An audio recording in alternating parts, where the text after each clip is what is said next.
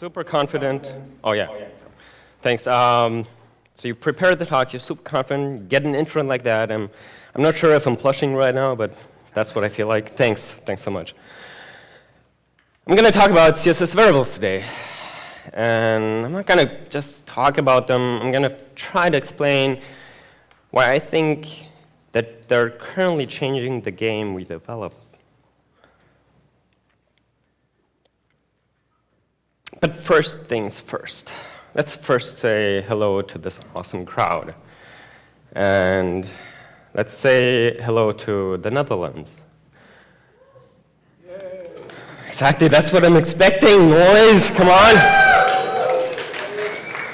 So can we hear some noise from the people from Amsterdam? So I already said my name is Gregor Adams. I come from Germany. Okay, can see some noise here. I live in Hamburg, which is also an amazing city. I kind of try to see similarities to Amsterdam. So we have a tiny, tiny red light district. It's not as nice as here. We have a lot of water. I like to paddle with friends. We're pretty open-minded. We're a harbor city. It's very nice. But first, let's get back to Amsterdam, because that's where we are today. Well, maybe not today, but yesterday we were very, very lucky, and we had some blue sky, right? So let's add that to our flag. I'm going to just call it sky blue, and that works. And then, obviously, as I mentioned, we have all the water. So let's add some aqua. And that works. You might see all these crooked houses, and I guess there's a reason why they're all so crooked, right? They're built on these, I think it's Norwegian wood. That's why it's kind of sinking. And those houses are made from fire bricks. We can give that a try. Aren't CSS names amazing? Aren't they? So, and then there's me. My favorite color, and I guess also Rebecca's favorite color, was purple. So let's add Rebecca purple to the flag.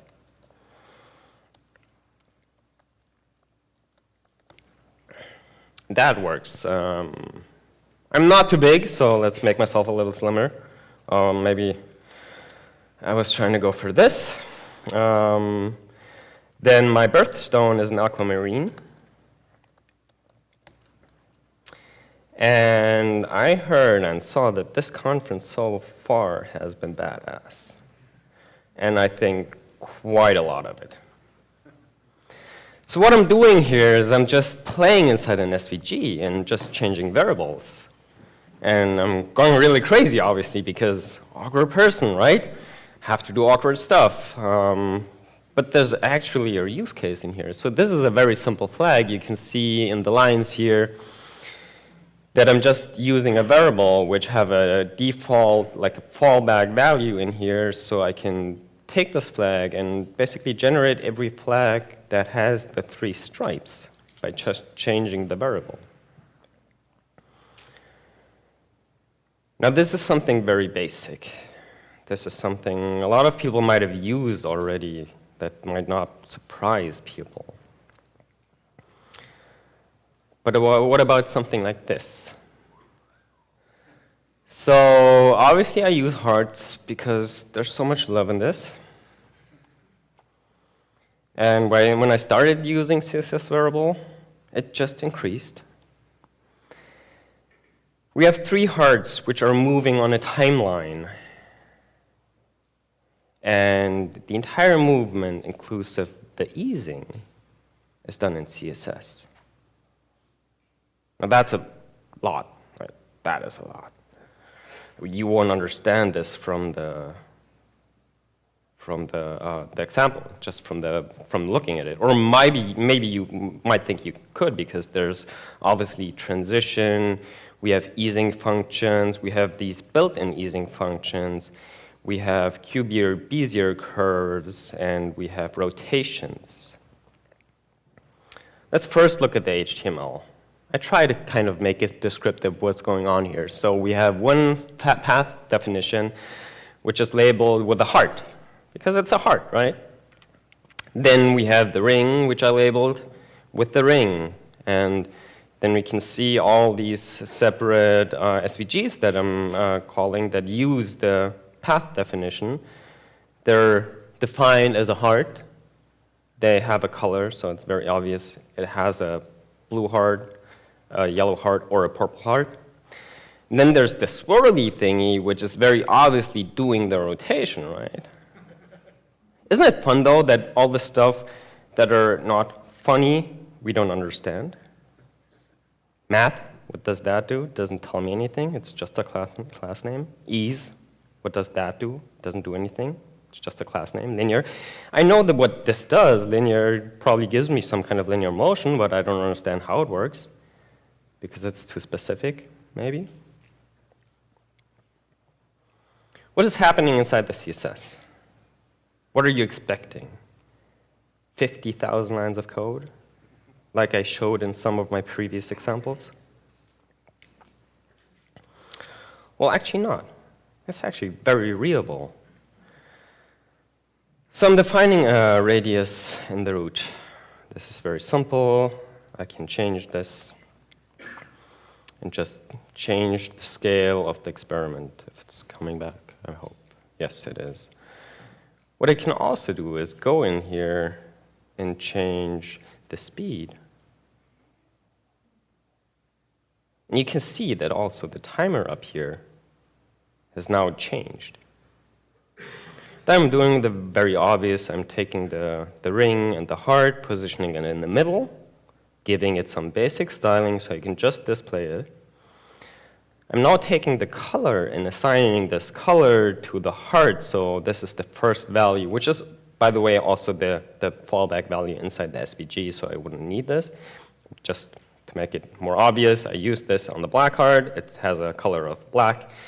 But now when I reassign the variable, the context knows, oh, there's a new variable. I'm going to compute that and just use this. And then in the bottom, we have the swirly thingy.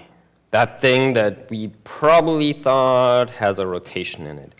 But I'm not rotating the element. Instead, I decided to go for a translation and use trigonomic helpers to do the same. Because we know when we rotate something, we rotate it around. If we want to keep the orientation of the element, we would have to reverse the rotation, and we have to add logic. Now, for every heart that's in there, we would have to change the cubic Bezier curve. But I'm not doing that. I only have one swirly with one simple logic, which has an assignment of this variable right here, which is just the minus hyphen stopwatch, the timer. And then I'm putting some easing logic with some pi math into another variable. This is just an assignment. We can't see it used here. And I'm not going to resolve this right now, because let's first start somewhere else. So why am I doing this? Does this help us in any way? Well, in the last year, this has changed the way that I develop plugins, or I don't like to call them plugins anymore. I now develop APIs. So what I have here is something everybody has probably done. Everybody has definitely used it. It's just a slider. I can press the buttons, I can press the pagers, I can swipe this thing. It's very simple. But what's actually happening here is, instead of telling the slides what to do, instead of suggesting the style that's happening, I'm just writing a property. I'm just adding a CSS variable to the different slides. So what I'm able to do, and you can see I already applied these class names that we saw before, ease in quad, ease in sine, with the math and ease in here. So let's go ahead and say we have a previous slide, we have the current slide, and then we have the next slide. Inside the current slide, we could say that we want we kind of want to change the way that it reacts, but only this one. And every slide could have their own logic. And I can just uncomment this one line. And what's happening now is that the current slide is moving downwards, and it's using easing. I didn't do anything in the JavaScript. I didn't do anything in the CSS. Anything in the HTML. I just added one line of special casing inside the CSS. So the first one goes down, the second one goes down, but it has a different easing. This one is way slower, and just keeps going like that. This one goes up because the easing is different, right? Everything could be different. Everything is custom. So to get to this point, to developing things that I thought made sense, and this is being developed for a client that I currently work for, so this has to work in a lot of browsers, but because of the way the API is designed, I can also feed new stuff with it. I can just feed CSS variable-based interfaces with that. I could always just take the value from 0 to 1 that is being exposed by this plugin, by this API, and use it on a translate. I use it as an inline style, and then you have the IE9 or IE10 support that you need, maybe, right? It's taking care of your old stuff, but still considering that new stuff has to have room in there. You don't want to have 20,000 lines of code and then add another 5,000 to include the new features, but to make sure that the other stuff doesn't break. So how did it start? It all starts here, right? Understand what we're working with. We take the root element, we assign a variable, we define it, we call it color, turn it Rebecca purple, and now everything that's inside that has access to this variable. So when I use background color, bar color, now the background of the body is purple. Isn't it an ugly syntax to have this minus hyphen declaration and then the property value, and then you have to call in this function? Why do you have to do that? We've learned from Sass and Less that this is obviously possible in a different way, right? No, it's not. No, it's not. And if you want to give it a try, I think there are tools out there like Houdini, which are coming in the future, which probably could let you try to implement that. But trust me, there are very smart people in the W3C, in the CSS working group, that are working on this. And I'm going to try to kind of explain why this makes so much sense. So first, let's look at what would be valid. What is a valid CSS variable? You could define a selector or anything and call it padding. That's valid. You can use that. You might not be able to use it in the way that you think. I'm going to come to that later, but it's valid. You can define a gap, which is maybe 20. It's just an integer. It's the number. You could have an emoji and put a number behind that, but CSS doesn't know what the emoji does, so it's invalid. It will respect it, but it's invalid.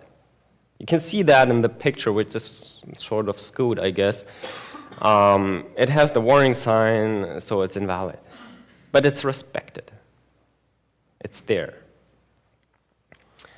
So the next one is the minus hyphen with the smiley. It doesn't have any content, so it's also invalid. This creates something invalid. But as soon as I have the space in here, this is now valid. So to kind of try to explain what's going on here, because there's so much content, I have this this cascade, basically. I think the cascade very well displays or shows what we can do here. So first off, I have a padding, and it has a calculation. It calls a CSS variable, which is the smiley emoji, which we just saw is invalid. So it falls back to minus hyphen lowercase a. And then it's multiplied by 1 pixel. So we can see that, that on the side that minus hyphen a is being overwritten by something. Because it's valid, the nerd is taking care of the space, which now creates a valid CSS value, but padding can't understand what that is. Padding itself, a property, cannot compute anything, right? It doesn't know what it is. So instead, it just falls back to its initial value, which is nothing, so there's no padding. As soon as I make the nerd invalid, yeah, there it is. Now the alien is responsible for the padding, which defines 50. Now the calculation works, and now you have that. So why is it important to put it inside? Because down here, this cannot be understood. You can basically see it as a color. You use a hex value, you put it inside background takes that and displays it. You want to add an alpha channel to that. What do? You put it in RGBA or HSLA function, right? This is a function. It needs to be computed. You're now delivering a computed value to background. So background says, hey, I'm happy with that. I can display that. I know what it is. Try to put any 4 numbers into a background. It's not going to do anything. So that's why it's, when I kind of wrap my head around that, then I started loving the syntax because it makes so much sense.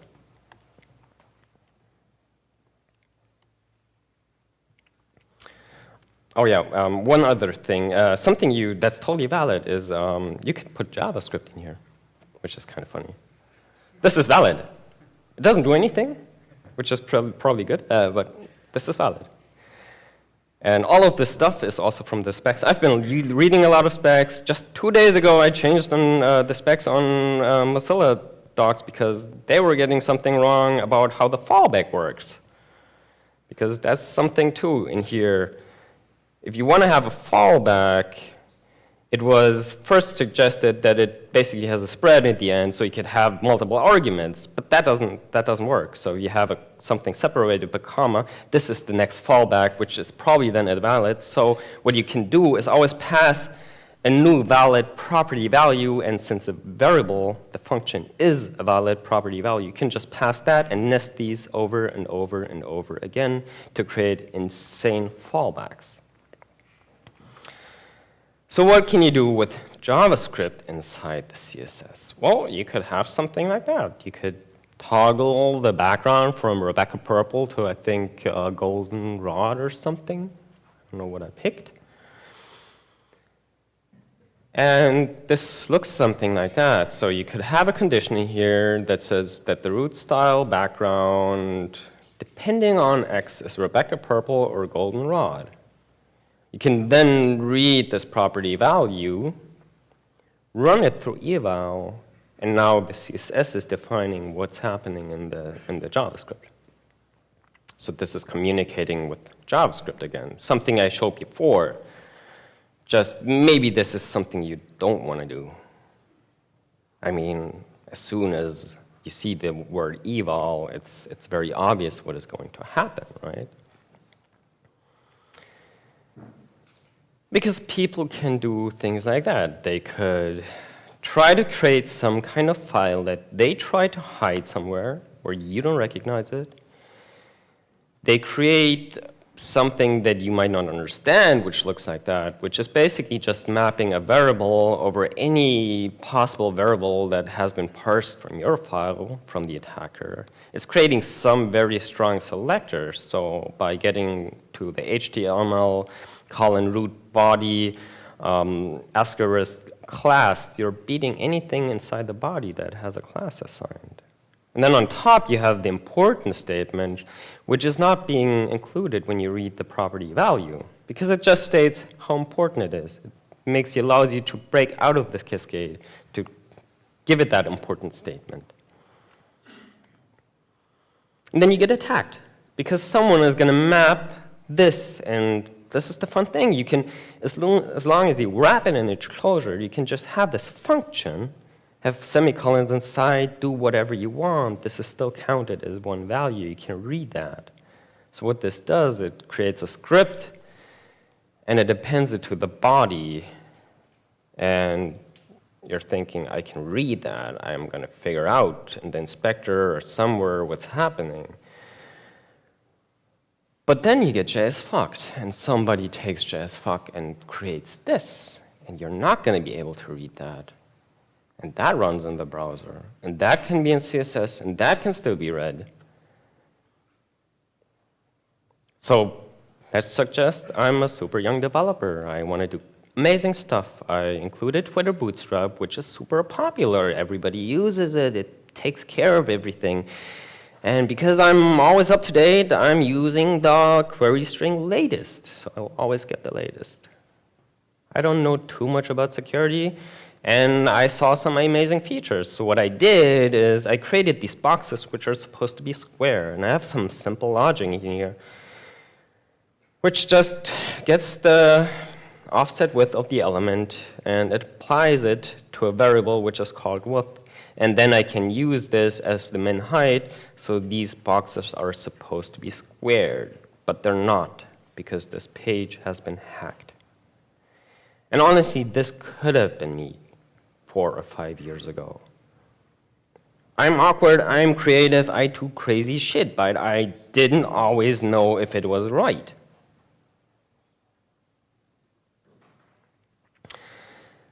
So let's look at what is happening when I log into this page. You can already see that I added this warning here. So I just hijacked your page and will now record your passwords. I'm going to log in as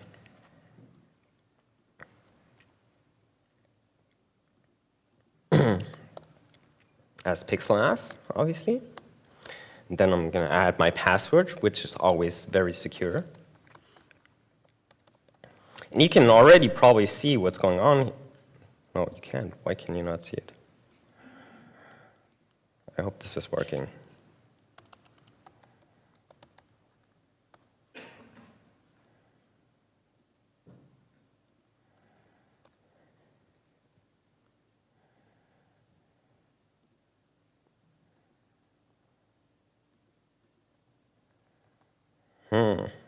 I'm very sorry, this does not seem to work. I don't know why. Maybe we're happy. Well, what's actually happening in this slide, I want to at least give it a try here.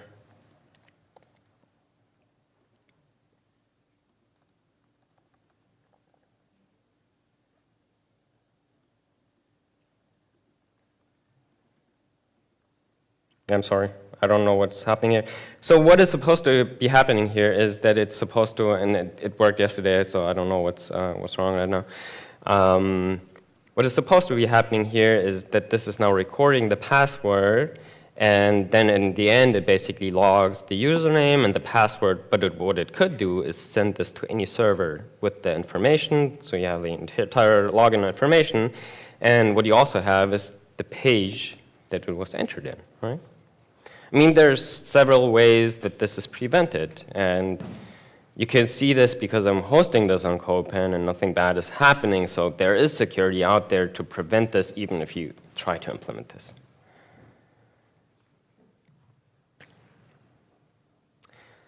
So enough about things that are broken.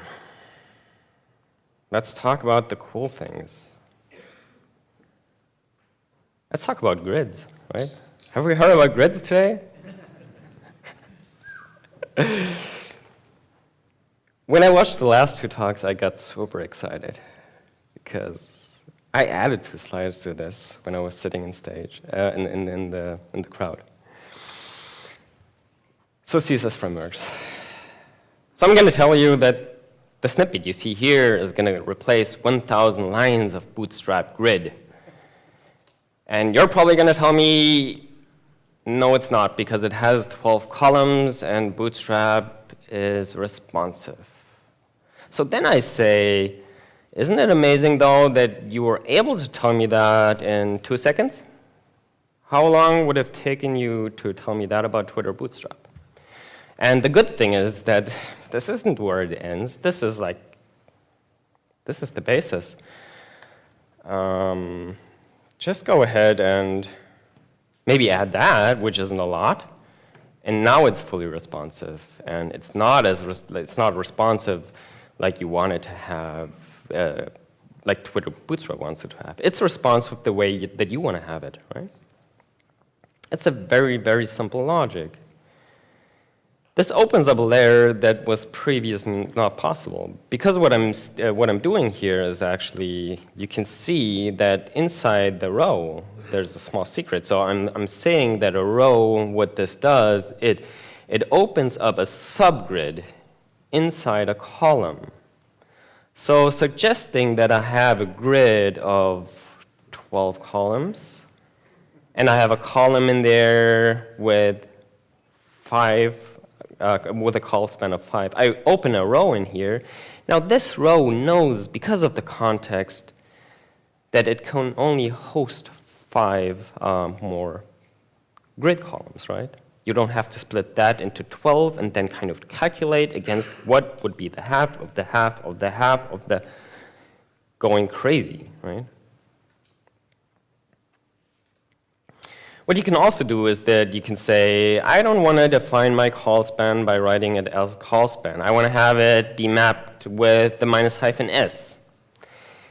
And when I have a bigger screen, I don't want to have the default mobile first 4 columns, which totally makes sense, but I instead want to have 8 columns.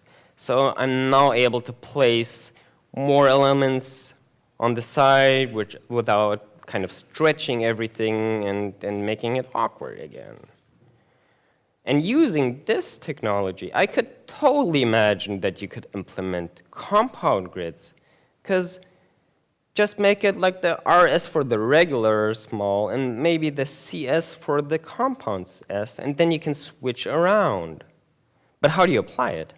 How do you make sure this still works? Because there's the cascade, right? And we all know that the cascade messes stuff up. And then there are all these speakers or people who are writing articles and say, you're using it wrong. We've been using inline styles wrong the entire time. Want to try to reuse them in the right way? Want to write some variables inside inline style? Write something inline style that doesn't really do anything until I decide I want to use it inside my CSS style sheet? What this does is actually open a scope. It allows you to work with this logic, but not break this cascade. The cascade will still use the same logic. So in this case, I can just say, on a small screen, I have 4 columns. On a big screen, I have 8 columns. The next one is forced to always be 4 columns, because it's using the stronger variable, which has been defined, that I'm now redefining because it's inline, it's winning. Then I have the example where I have the call span in a row. This row now only has 4 columns, so I can host another 2 columns, which are siblings next to each other, and have a perfect grid. And this is just a very, very basic example how this works. I'm not giving a talk about grid, and you can definitely put this into CSS grid layout too. You can use this logic. As Jen just said, don't try to fix things and break them. Try to make use of it. Try to extend it. Try to take the logic that we're getting from CSS, because it's out there. A lot of the stuff that you worry about is out there already. So the same thing goes, by the way, for baseline, right? This is an example of baseline that's implemented in 100 lines of CSS with simple logic. It's just simple logic, and it works, just like that. You can see it's actually a real baseline. Everything is aligned. Everything makes sense.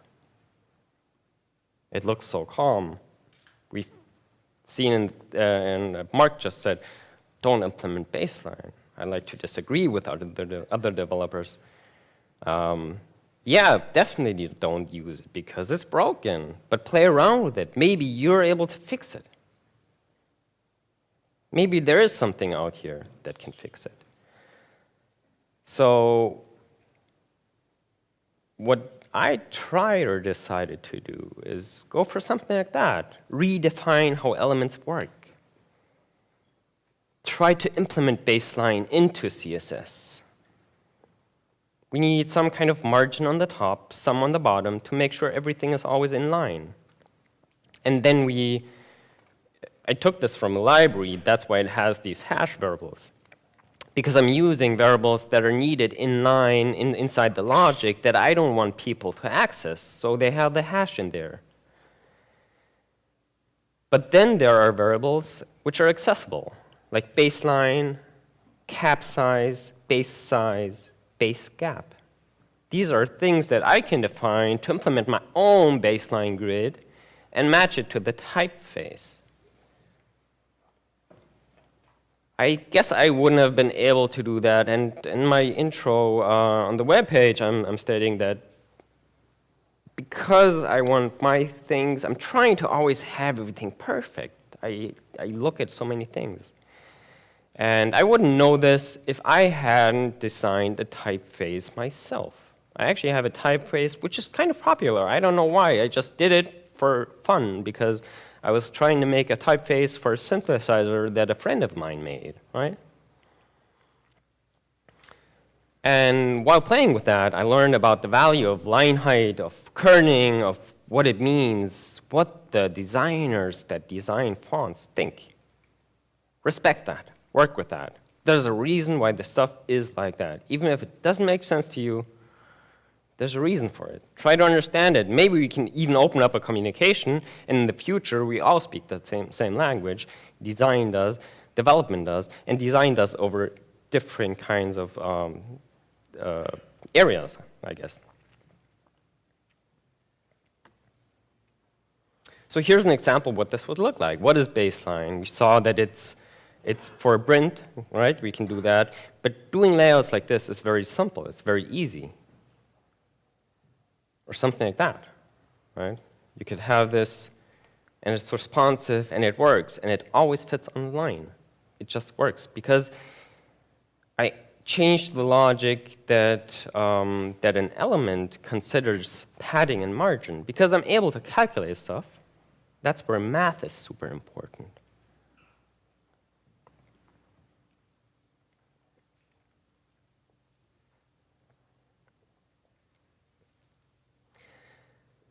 So let's get back to JavaScript. JavaScript. How will JavaScript change, or how will libraries change? How will they support what we're doing here?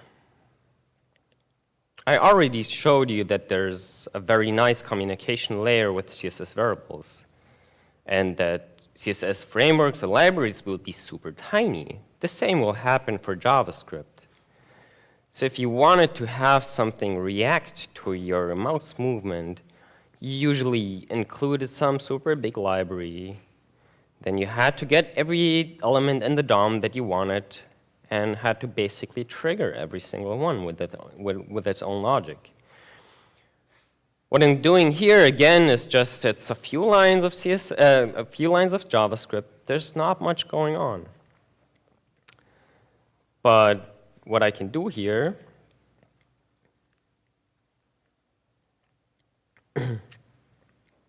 so I just have this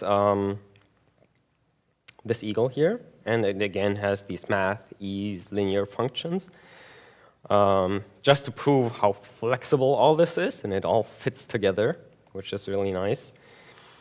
And then again, I have a translate, which is now using easing and all kinds of stuff. Inside the JavaScript, I'm basically just writing the coordinates of my mouse, but it's not the coordinate, no, it's a decimal value, because I am only going from 0 to 1.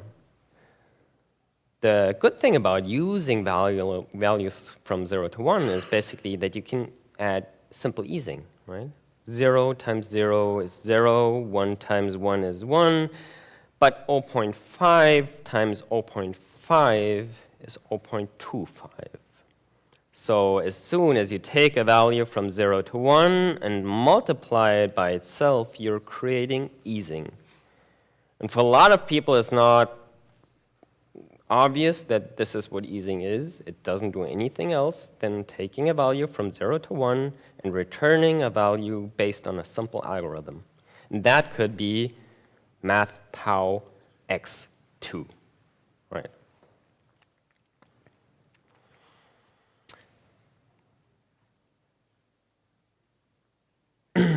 One person that actually is already implementing libraries very similar to that is David Khurshid.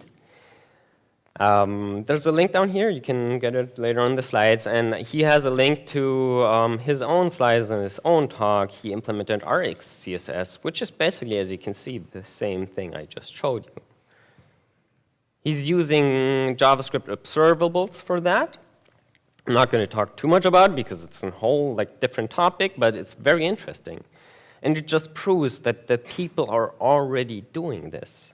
They're already working on that.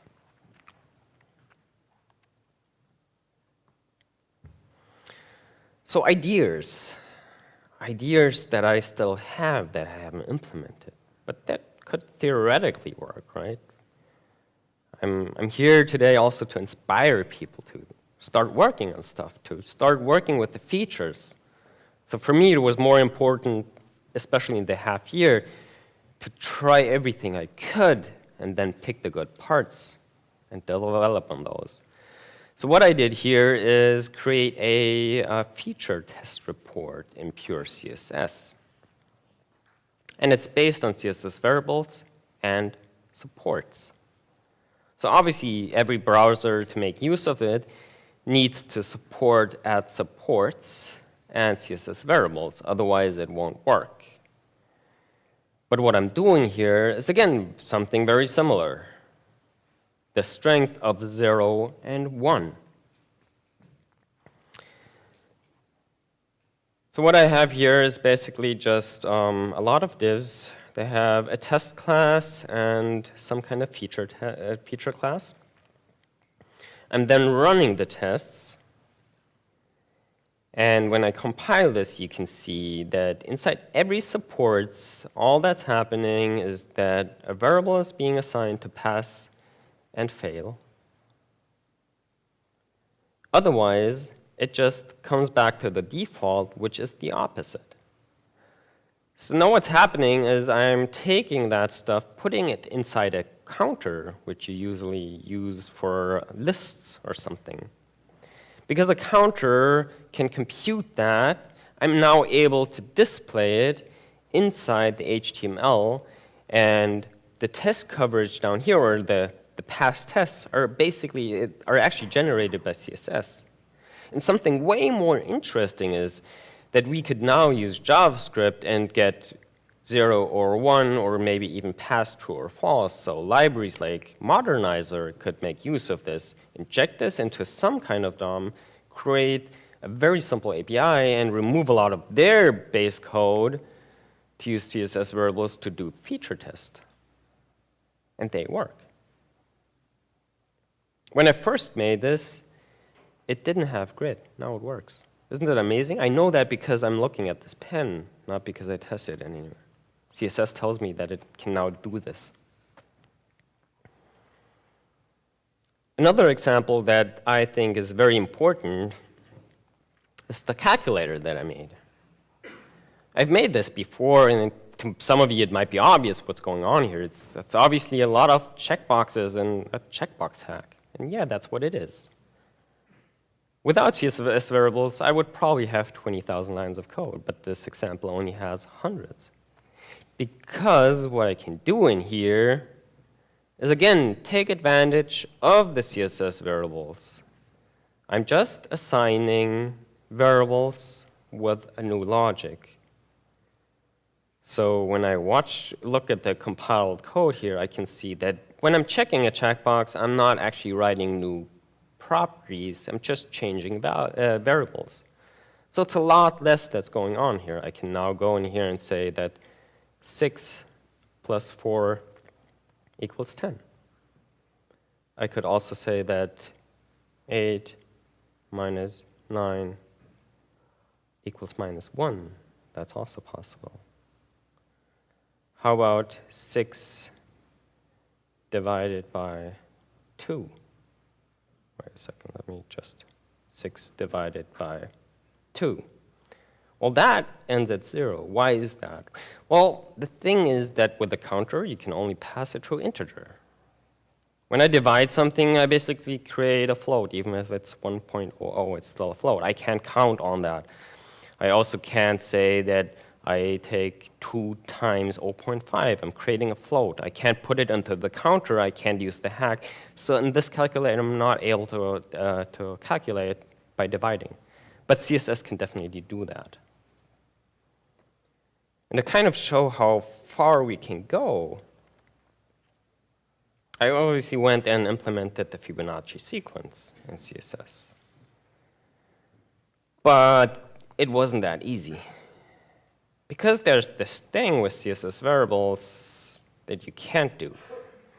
You couldn't say that n is n plus 1. So you can't reassign a modified value of an identifier to itself. It doesn't work.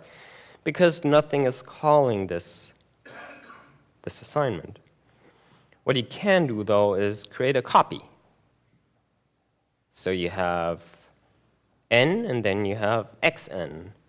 And as soon as you nest an element in here, you can use the previous value, assign it to something new. Now, when you start nesting this construct, so you have a fib with a span. Inside that span, you have fib with a span.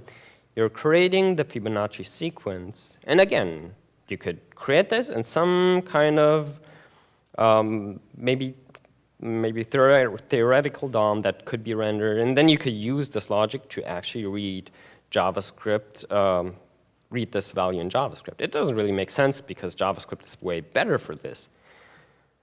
But we can still do this. And it's not really about creating this Fibonacci sequence. It's about understanding that we can't reassign a modified value to itself.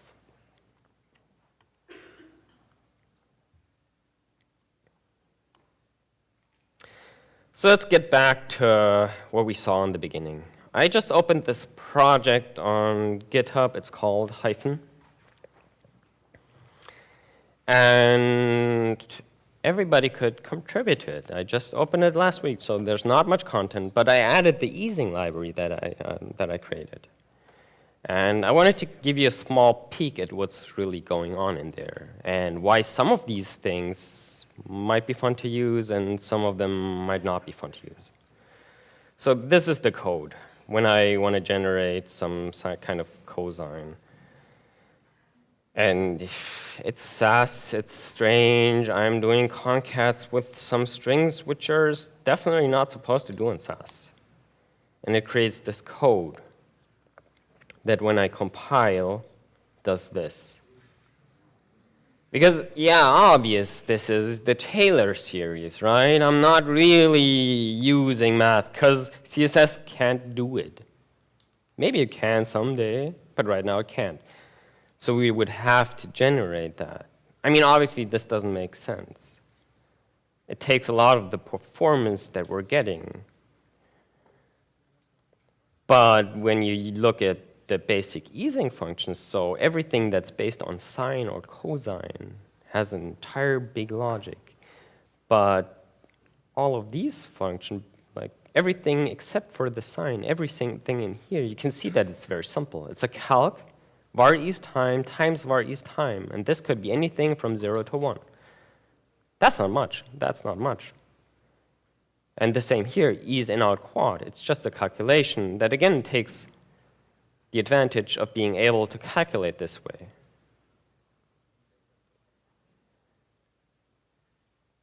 So in the end, what we get is being able to write one custom property to the HTML with JavaScript. It's only one DOM operation.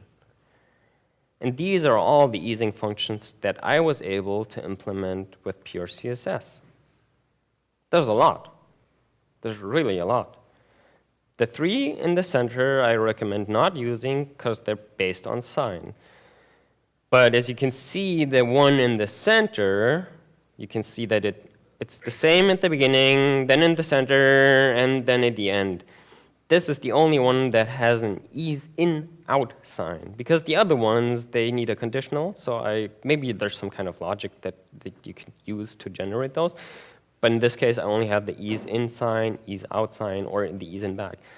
And what I can also do is say, I want to have it respond to my mouse movement, the example that I had before. So I'm just writing one variable to the HTML, and I get this movement. Now, you could use the same logic as I mentioned before on a slider or something like that. One more. It's only one more. And this is such a good one, because this is the browser support, and it looks pretty good.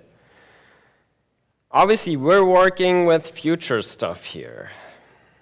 So I put the browser matrix for what we probably recommend to our clients nowadays. It's last 2 versions. If you want to push the future, try to force your clients to do that. You can't always do it, but a lot of people are open. A lot of clients love design. And if you tell them that this browser matrix makes all that possible, then maybe they will stop thinking that they need to support everything. And look at what Edge is doing. Edge is doing hard work, and there's just so many votes that you can give to Edge. I give all my votes that I have for Edge features to CSS features, because I think there's so much value in there, and it can really change the way we develop. Thank you.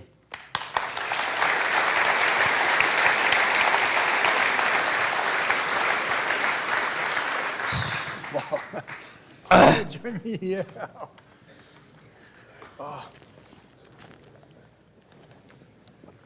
Can I sit on this now? I chose CSS because I thought it was easy. We all do. We all do. Oh, that was incredible. Oh, thanks. I'm so happy it's done, and I'm so happy it kind of worked out like I did. So I learned that you used to be a hairdresser. Now I can only wonder what the hair of your clients look like. Did you use math for? Actually, I didn't. I got into math. I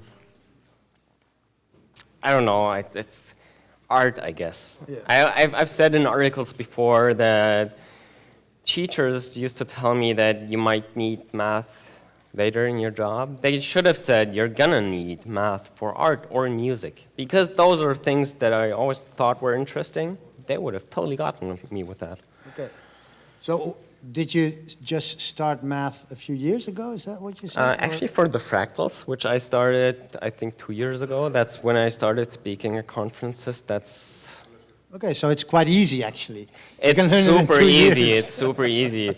The thing is, it's being sold as something difficult. You just need to find a reason to do it. Okay. So find a reason. I think you also need to find some time. I can assume that this doesn't just. It takes a lot of time to create these things, right? Yes. And you yes, made it a does. lot of things. Yes. Is that something you get paid for, or is it just do you have extra hours in the day? Or? Well, for one thing, I'm very lucky. I work for a company called Sinnerschrader in Hamburg, which they value me as who I am. Okay.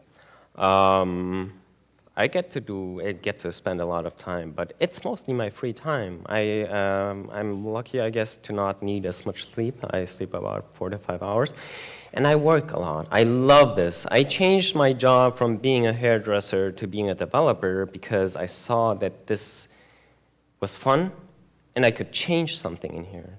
So that's why I'm here. You're definitely changing things here. Wow, incredible. And these Unicode class names, do you use them in production? Sometimes I do. I like to. I created. It's an NPM package. It's called ABCQ, which basically just generates a queue of letters starting from A, B, C, and you can feed it with anything. For the main reason, because I wanted to be able to use this in CSS modules and then generate class names, which I actually do sometimes. Yeah, I have a lot of projects that use this. It's fun. And you can do it. So you can do it, you can just use it. Yeah. Okay. So is tab ready? I think tab is ready. Okay, thank you very much. Thanks. Ladies and gentlemen, Gregor Adams.